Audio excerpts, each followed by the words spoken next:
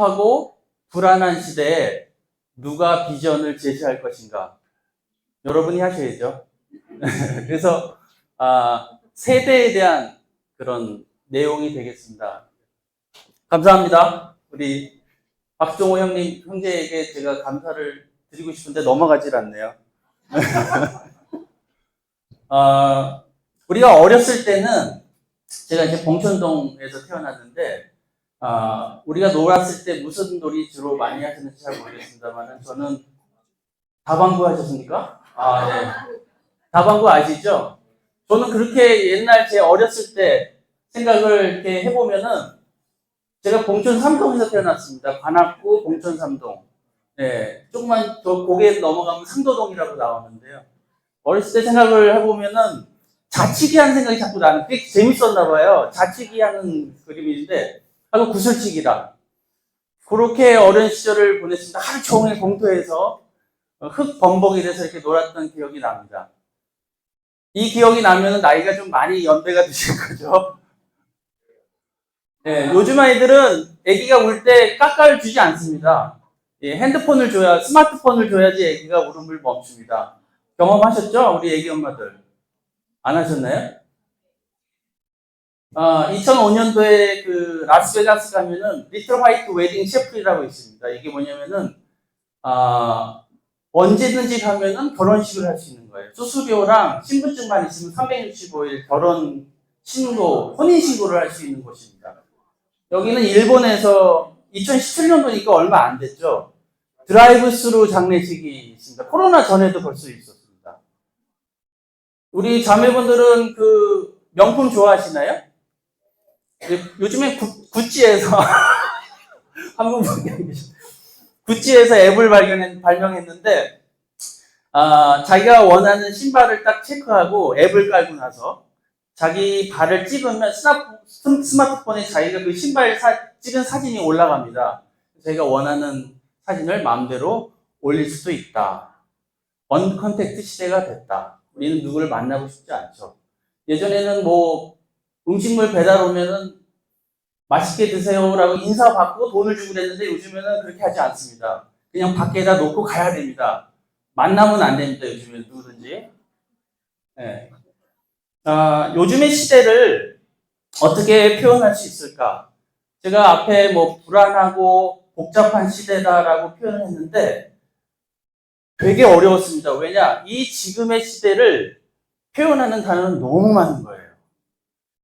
복잡한, 뭐 다양한 여러 가지가 있는데 사실은 많은 그 표현, 방법, 표현, 뭐 형용사들이 있는데 그냥 어떻게 보면 또 일맥상통하는 내용들도 많아요. 복잡한 거는요, 여기 디지털화된, 자동화된 이런 거랑 관계가 있습니다. Z세대는 되게 편리해졌죠. 디지털화가 됐으니까. 저한테는 너무 복잡해졌습니다. 세상이. 다양한 것도 마찬가지고요. 요즘에는요, 자기의 생각, 자기의 목표, 자기의 가치관이 다 다릅니다. 꿈도 다르고요, 생각도 다르고요. 그것을 어떻게 해줘야 되나요? 존중해야 됩니다. 획일적으로 너 이렇게 가, 너 이게 맞아라고 얘기할 수 있는 시대가 아니죠. 개인주의가 엄청나게 발전한 시대입니다. 그리고 초연결되어 있습니다. 맘만 먹으면은 지구 저편에 있는 친구인지 뭐 회사 사람인지 잘 모르겠지만 줌으로 언제든지 미팅이 가능하죠. 또 맘만 먹으면은 인터넷상에서 자기 친구들을 몇백 명을 만들어낼 수 있죠. 근데 한 클릭 한번 하면 어떻게 되죠? 거기서 쑥 빠져나와서 그들과 바이바이를 할 수 있습니다. 굉장히 혼란스러운 시대입니다. 자기가 열심히 소비하는 거가 되게 미덕이 되는 시대가 됐습니다. 소비 지향적인 시대입니다. 영적으로는 어떤 건가요? 굉장히 영적으로는 무감각해집니다. 사람들이 이제 종교에 관심이 없어요. 영성에는 별로 관심이 없는 시대가 됐습니다. 저는 이 표현이 제일 마음에 들었어요. 속도는 무지하게 빠른데 방향은 종잡을 수 없다. 얼마나 불안합니까? 속도는 엄청나게 빠른데요. 계속 바뀝니다. 제가 지난달에 배웠던 정보가 몇 달 후에는 옛날 정보가 되니까요. 너무 빠릅니다. 근데 방향은 또 알 수가 없어요. 확실하지가 않습니다. 얼마나 불안하겠습니까? 우린 그런 시대에 살고 있는 것 같습니까? 네. 제가 첫 번째 주제를 포인트 이렇게 정했습니다. 시대를 분별하고 세대를 이해합시다. 시대를 분별하는 게 어려운가요? 쉬운가요? 어렵죠. 그래서 분별해야 됩니다. 어렵기 때문에. 세대를 이해하는 게 쉽습니까? 어렵습니까? 어렵죠. 그래서 이해를 해야 됩니다. 어렵기 때문에. 시대라는 거는 뭐 다 아시겠지만 뭐 중세시대, 르네상스 시대, 뭐 산업혁명 시대 얘기할 때는 어떤 기준, 문화적인, 뭐 역사적인 어떤 특징에 의해서 시간을 구분한 게 시대라고 그런다면 그 시대 안에는 여러 세대가 같이 공존해 있습니다. 같은 시기에 태어나신 분들인데 같은 시기에 태어났기 때문에 같은 공통된 그런 느낌이 있겠죠. 문화적인 거나 뭐 역사적인 거나. 그걸 세대라고 합니다. 우리가 지금 살고 있는 시대도 여러 세대가 복합적으로 섞여 있습니다. 첫 번째 세대, 아버님이 혹시 몇 년도에 태어나십니까? 41년 신선생. 저희 어머님이랑 같으시네요. 사일런트 시대가 되겠습니다. 사일런트 세대 분이십니다. 우리 아버님은요. 일제시대 때 태어나신 분들이 많습니다. 이분들은 우리 근대사에서 가장 어려운 시간을 보내신 분들입니다. 6.25를 치러내셨습니다. 그것도 중학교 때, 초등학교 때. 대포 소리 들으면서 사춘기를 하신 거예요. 이분들은 너무 어려운 시간을 보내셨기 때문에 근검절약하는 게 몸에 배셨어요. 아시겠지만 유교적인 가치관이 똘똘 뭉쳐 있습니다. 전통을 중요시하고 가부장적인 문화를 계십니다. 저희 어머니, 아버님 세대가 이분들이세요. 저한테는. 그래서 저도 가부장적인 생각이 꽤나 있는 것 같아요. 그렇죠? 하지만 가족 중심입니다. 집단을 우선시합니다. 이분들은요. 그 다음에 베이비붐 시대입니다. 우리나라로 치면 이제 6.25 동란 바로 직후에 태어나셔서 60년대 중반에 태어나신 분들이고, 뭐 세계적으로 보면은 2차 세계대전 직후에 태어나신 분들인데, 전쟁이 끝나다 보니까 베이비붐, 많이 출산율이 늘어난 거예요. 그래서 베이비 부머 제너레이션이라고 합니다. 이들은 우리나라 같은 경우는 7, 80년대의 고도 성장의 주인공들이에요. 그러니까 한강의 기적을 만들어내신 분들입니다. 그래서 이분들한테는 성공, 출세가 되게 중요해졌어요. 그리고 경쟁 문화가 많을 수밖에 없죠. 성장 위주니까. 이분들한테 제일 아름다운 미담은 뭐였냐면, 야, 나 어제 밤 12시까지 일했다? 이게 이분들한테 굉장히 재밌는 미담이었어요. 평생 직장. 죄송합니다. 나 여기 회사에 몸담고 살래. 그게 이분들 세대의 생각들이었어요. 근데 이분들 세대는 개인주의가 퍼진 건 아니지만 개인주의의 그 토양이 만들어진 시대다. 이 혹시 잘 보이시는지 모르겠습니다만은, 자, 책에 주다라는 단어랑 받다라는 단어를 쭉 리서치를 했어요. 얼마나 많이 등장하나, 시대별로. 그랬더니 40년대 이전에는 주다라는 단어가 더 많았어요. 검은색 그래프인데 주다라는 단어가 훨씬 많았어요. 근데 이게 60, 70년대 특히 베이비 부머가 청소년기 때 되면서부터는 동등이 비슷해졌어요. 그러다가 80년대부터는 받다라는 단어가 더 많이 등장하고요. 2020년대부터는 압도적으로 받다라는 단어가 등장을 많이 한답니다. 그건 뭔가요? 희생적인 것, 전체주의보다는 개인주의가 월등히 많이 우리 사회에 존재하게 됐다. 저희 세대 얘기하겠습니다. X제네레이션. 왜 X제네레이션일까? 이 어른들이, 아버님, 어머니, 저희들 보면서 쟤들이 무슨 생각을 하는지 잘 모르겠다. X가 이제 수학에서 미지수니까 쟤들은 X제네레이션이다. X세대 이렇게 이름이 붙었습니다. 이 사람들은 아날로그 시대랑 디지털 시대의 중간을 다 경험했습니다. 그래서 이 시대도 알고 이 시대도 압니다. 라디오 카세트, 뭐 공중전화를 사용했던 세대고요. 근데 또 제 얘기입니다만은 스마트폰에 적응하느라고 되게 힘들어합니다. 어린 시절을 TV랑 함께한 최초의 세대가 되겠고요. 하지만 야후, 구글 이런 걸 만들어낸 세대가 X세대입니다. 이 세대의 낙은 뭐였냐면 초등학교 때 엄마 아빠가 이제 일 나가시고 돌아올 때까지 TV 앞에 앉아갖고 독수리 오영재랑 뭐 은하철도 999, 로버트 태권브이를 보면서 자기 꿈을 키웠던, 지구를 구해야 되겠다는 꿈을 키웠던 세대가 이 세대입니다. 이들은 TV랑 같이 자랐기 때문에 TV에서 나오는 모든 물질을 접하게 됩니다. 굉장히 물질적이에요. 그래서 내적 가치보다는 외적 가치를 더 의미를 둡니다. 그러니까 뭐 생각, 의미보다는 돈, 명예, 이미지 이런 거에 더 가치 있게 여기는 경향이 생기게 된다고 합니다. 개인주의가 부작용이 좀 나타나기 시작하는데 냉소주의죠. 나 쟤 믿을 수 없어? 그리고 권위에 대한 비판. 꼭 내가 저렇게 하라는 대로 해야 돼? 이런 생각이 들기 시작한 세대가 X세대입니다. 여기 X세대가 제일 많으시죠? 네. 더 이상 얘기 안 하겠습니다. 본인의 삶을 뒤돌아보면은 잘 모르겠어요? 자기가 누군지? 밀레니얼 세대, M세대라고 그러는데요. 개인주의가 더 훨씬 강해졌습니다. 그래서 이들한테는 제일 중요한 가치가 뭐냐?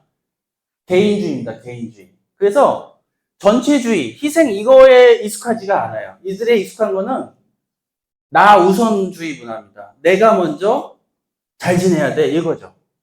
이들은 인터넷과 함께한 첫 번째 세대이고요.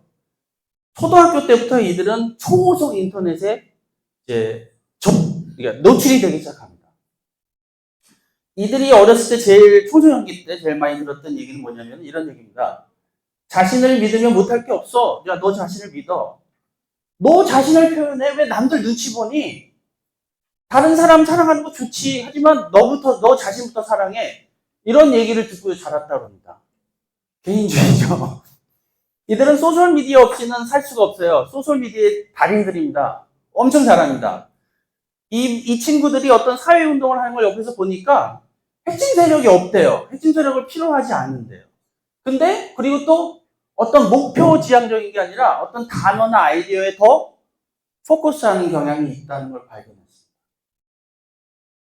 마지막으로 그 문제의 Z세대. 문제는 아닙니다. 여기서 문제라는 거는 문제가 있다는 얘기가 아니라 관심이 있다는 얘기죠. 우리 아이들이 Z세대니까 관심 있는 세대. Z세대입니다.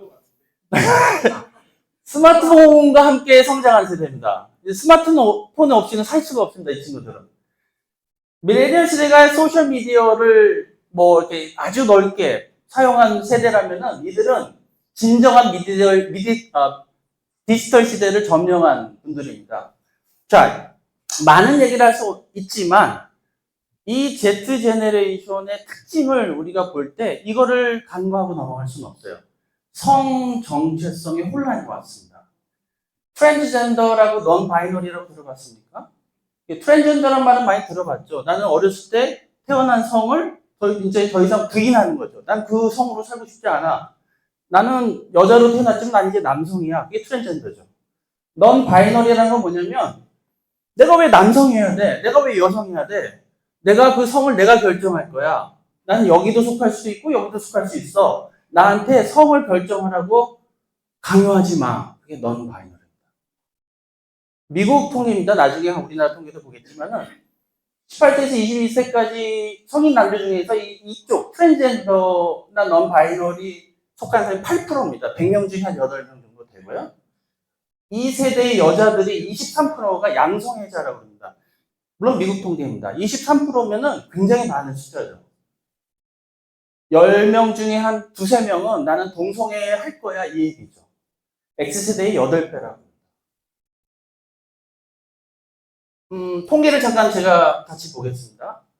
외로움을 느낀다고 얘기한 10대의 비율이 이 제너레이션, Z 제너레이션에서 2012년 후에 갑자기 증가를 하게 되고요. 11년과 21년 사이에 미국의 아이들, 청소년들의 우울증이 2배로 증가하고 21년도를 조사해보니까 여학생은 30%, 남학생은 12%가 우울증을 이미 앓고 있었고요. 그 다음에 자살률이 2007년부터 2019년도 사이에는 자살률이 2배가 늘었습니다. 20대에서는 41%가 늘었고요. 제네레이션을 좀 봤습니다. 이게 뭐 지금 제가 짧게 얘기했지만 이런 몇 마디 말로 그 제네레이션을 표현할 수는 없죠. 정의할 수도 없고 설명하기도 힘들죠. 그 긴 세월을 어떻게 요 몇 장의 슬라이드로 다 설명을 할 수 있겠습니까? 여러분이 그냥 참고로 여기시면 될 것 같은데요. 근데 지금 오늘 제가 얘기하고자 하는 부분은 여기서부터인 것 같아요. 자, 우크라이나 전쟁은 현실이죠. 가상으로 벌어진 일은 아니죠. 우리는 매일매일 편하게 잠을 자고 있습니다. 그러셨죠? 네. 대부분이 그렇습니다. 하지만 우리가 만약에 비행기로 11시간 떨어진 우크라이나에서 살고 있다면 매일매일을 편하게 살 수 있을까? 계속 좀 자료를 좀 더 보겠습니다. 저기 보면은 글자가 좀 빠졌는데 10대 여학생입니다. 10대 여학생의 우울증 비율이 2012년도, 13년도 지나서부터 급속도로 증가를 하는데 인터넷, 우울증, 소셜미디어, 스마트폰 보급률이 다 같이 증가하는 걸 볼 수가 있습니다. 영어권, 라틴 아메리카, 유럽, 아시아의 고도의 외로움을 겪는 15살의 비율이 희한하게 2012년, 13년 이후로 급속도로 증가하는 걸 볼 수 있습니다. 우리나라 스마트폰 보급률인데요. 12년도에 우리나라 스마트폰 보급률이 50%를 넘어갑니다. 가장 인터넷이 급속도로 보급된 나라 탑3 안에 우리나라가 들어가죠. 제가 사실은 이 그래프를 보여드리려고 뭐 이런 걸 많이 잡았었는데, 10대 자살률 우리나라 통계입니다. 2015년도에 10만 명당, 청소년 인구 10만 명당 2015년도에 자살한 숫자가 4.2명이고요. 23년도에는 7.9명이라서 거의 2배가 가까이 났는데요. 이거는 이제 상대적인 수치입니다. 이거를 수치화했을 때는요, 2015년도, 최근에 10대 아이들, 중고등학생들이 자살한 수치가 매년 370명, 330명, 338명입니다. 그러니까 하루에 한 명씩이 지금의 중고등학교 아이들은 자살을 하고 있는 거죠. 지난 8년 동안 급속도로 자살한 우리 아이들이 늘어났습니다.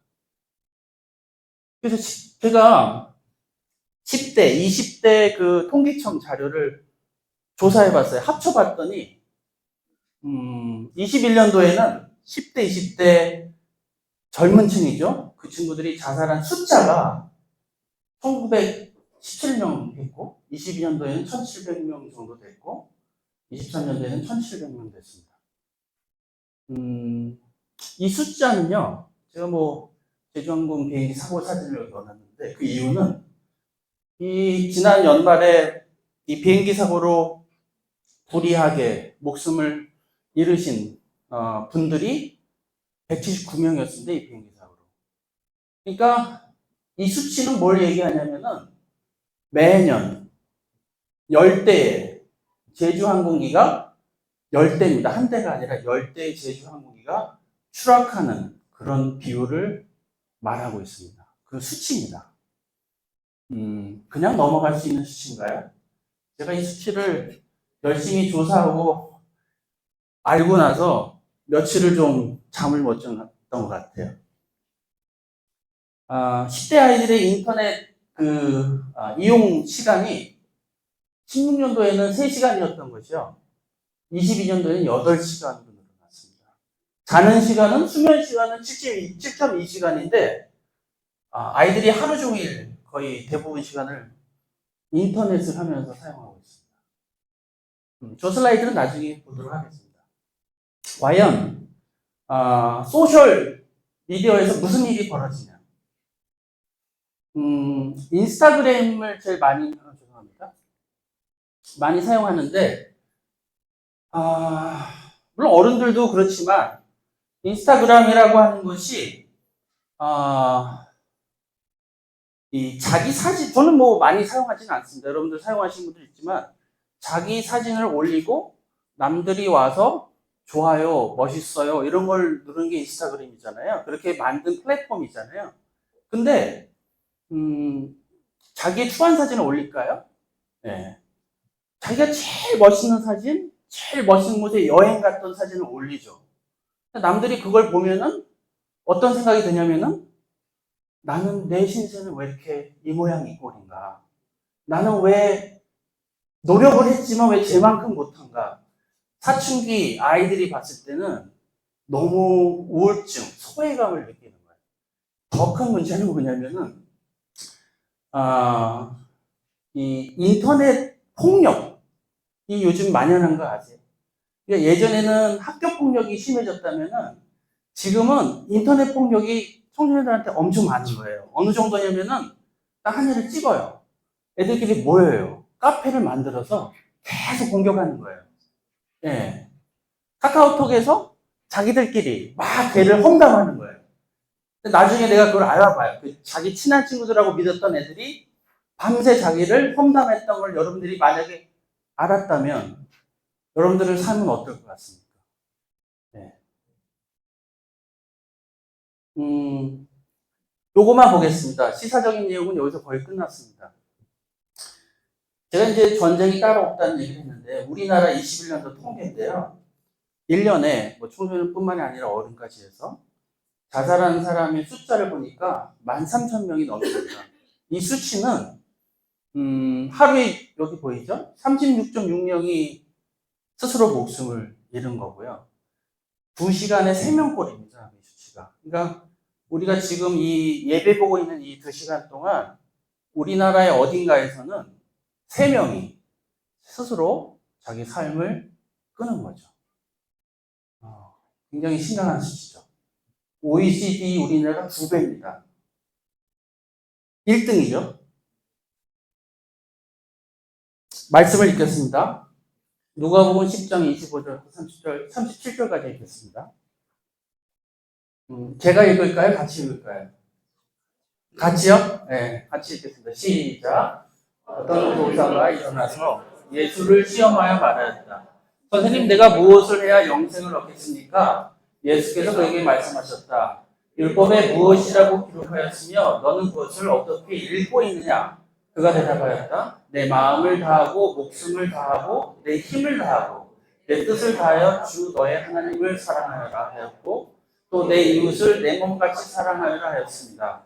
예수께서 그에게 말씀하셨다. 내 대답이 옳다. 그대로 행하여라. 그리하면 살 것이다. 그리고 그 율법 교사는 자기를 옳게 보이고 싶어서 예수께 말하였다. 그러면 내 이웃이 누구입니까? 계속 읽겠습니다. 예수께서 대답하셨다. 어떤 사람이 예루살렘에서 여리고로 내려가다가 강도들을 만났다. 강도들이 그 옷을 벗기고 때려서 거의 죽게 된 채로 내버려 두고 갔다.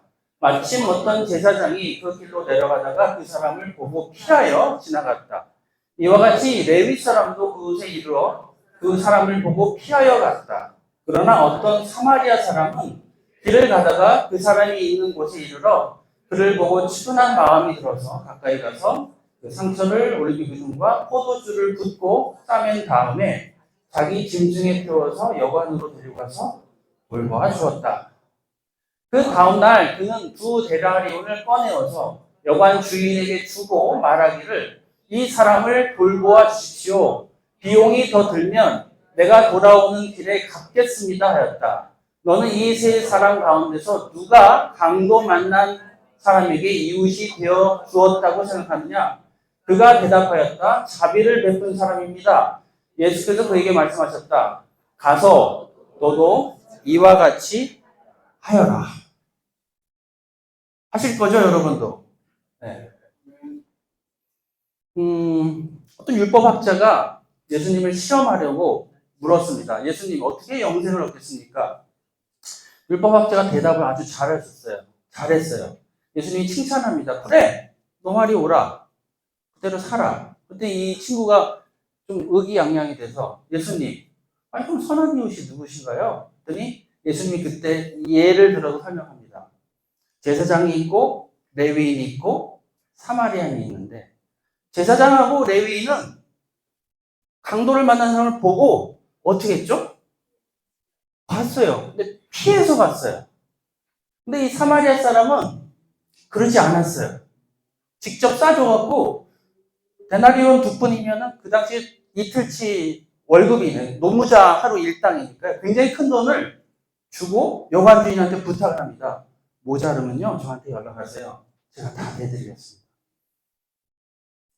그 당시 사회에서 제사장과 레위인은 어떤 역할이었나요?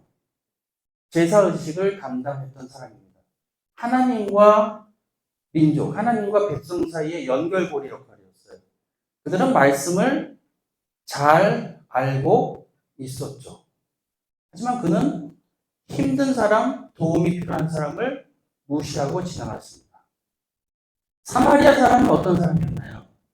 유대인들한테 경멸의 대상이었죠. 부정한 자의 대명사였습니다. 그 사마리아인은 이 사람을 고쳐줘요. 제가 아침에 말씀을 볼 때 줄을 서놨는데 예수님은 율법학자한테 질문합니다. 그래, 너는 그 말씀을, 율법을 어떻게 읽고 있느냐? 그 얘기는 어떤 얘기십니까? 어떤 질문이십니까? 말씀이, 그렇게 읽는 거 좋은데, 말씀이 너의 삶에서 실현이 되고 있느냐? 말씀이 너의 삶을 통해서 발현이 되고 있느냐? 너는 말씀대로 살고 있느냐? 이 얘기죠. 예수님의 말씀에 의하면 누가 영생을 얻었습니까? 네, 사마리아 사람이었습니다.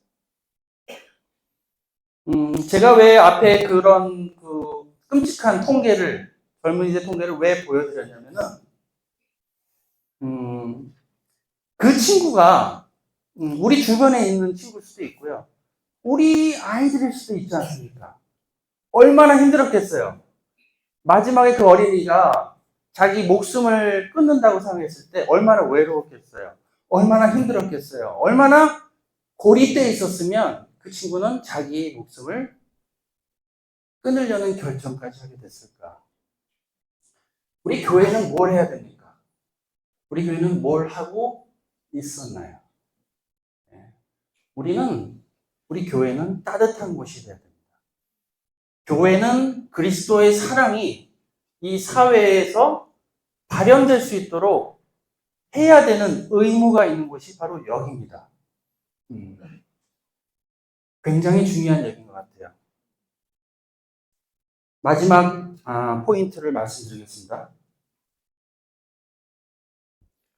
이분이 이 가운데 계신 건 아니죠?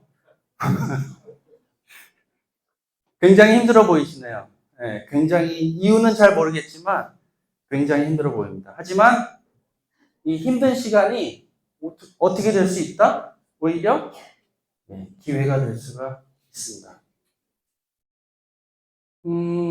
요즘 제가 제일 친하게 지내는 분이라고 그러긴 좀 그렇지만 친하게 지내는 사람도 아니죠. 있죠. AI입니다. AI한테 뭐 상품명은 말씀드리기 좀 그렇지만 굉장히 저랑 요즘 대화를 많이 하고 있습니다. 그 친구한테 물어봤어요. 야, 인류 역사에서 제일 암울했던 시기가 언제냐? 제가 혹시 몰라서 2번을 똑같은 질문을 했어요. 그랬더니 똑같은 답을 하더라고요. 첫 번째가 사사시대랍니다. 사사기. 한 350년 정도 됩니다. 350년. 그 다음이 구약이 끝나는 말라기부터 예수님이 나타나시기 전에 400년. 그게 영적 침묵기라고 합니다. 아무 말씀도 안 하세요, 하나님이. 세 번째는 중세, 카톨릭 시대. 그게 세 가지가 인류 역사에서 제일 영적으로 암울했던 시기라고 합니다. 네. 이 암울했던 시기가 그냥 끝나진 않죠. 제가 제목에서도 얘기했지만 위기가 곧 기회다. 이 암울했던 시기가 지나고 나서 어떤 일이 벌어지죠? 사사기 이후에는 물론 하나님은 좀 그렇게 탐탁치 않게 여기셨지만 이스라엘 민족한테는 다윗 왕조가 시작이 되죠. 네. 그 400년간의 영적 침묵기 이후에는 그리스도께서 나타나십니다. 중세 암흑기 이후에는 어떤 일이 벌어지나요? 네. 종교개혁이라는 엄청난 숙제를 끝내게 되죠. 우리는 그 혜택을 받고 있는 사람들이고요.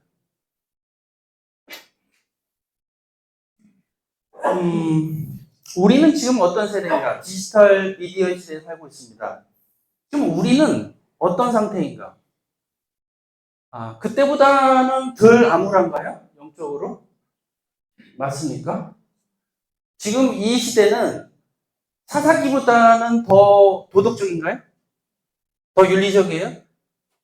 말씀이 다 있잖아요, 이제는. 한 명 한 명씩. 네. 그 400년간의 침묵기에 비해서 지금은 더 말씀이 잘 전파되고 있습니까? 네. 중세보다는 더 영적입니까? 지금 이 시대가? 네, 아니죠. 아닙니다. 근데 왜 AI는 왜 이 시대를 안 넣었지? 디지털 시대를? 우리는 준비해야 됩니다. 제가 이 디지털 미디어 시대를 좀 이해하기 위해서, 우리 아이들을, 우리 영 제네레이션을 이해하기 위해서 또 이 레슨을 준비해서 책을 몇 권 읽었어요. 그 중에서 여기 보이면은 디지털 바벨론 시대의 그리스도인이라는 책이 있었습니다. 뭐 우리 교회에서 나온 책은 아닌데 저도 누구한테 추천을 받고 책장에 꼽아놨다가 요번에 읽었습니다. 그 책에는 이렇게 얘기가 나와 있습니다. 이 종교 리서치를 미국에서 굉장히 오랫동안 한 두 분이 썼던 책들인데요. 이렇게 나와 있습니다.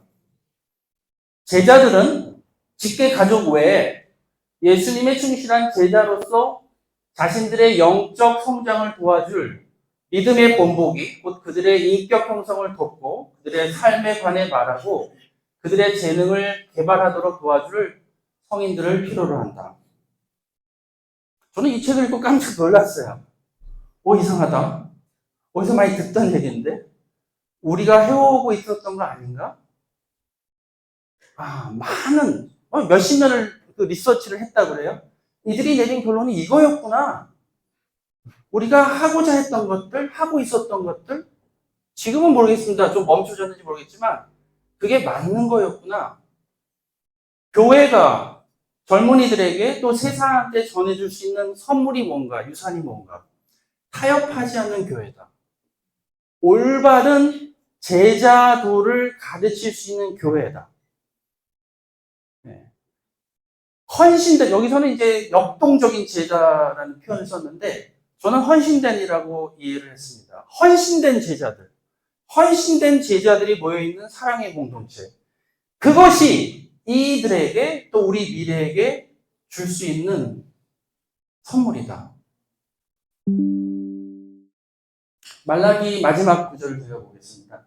같이 읽어볼까요? 길지 않으니까요. 말라기에서 4장 5절 6절 말씀을 같이 읽도록 하겠습니다. 시작. 배 크고 두려운 날이 이르기 전에 내가 너희에게 엘리야 예언자를 보내겠다. 그가 아버지의 마음을 자녀에게로 돌이키고 자녀의 마음을 아버지에게로 돌이킬 것이다. 돌이키지 아니하면 내가 가서 이 땅에 저주를 내리겠다. 이 말씀이 구약의 맨 끝에 있는 말씀입니다. 그리고 하나님은 400년 동안 아무 말씀도 안 하세요. 예수님을 보내시기 전까지.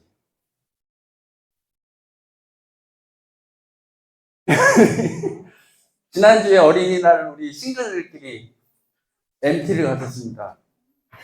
이분들은 꽃보다 더 아름다우시네요.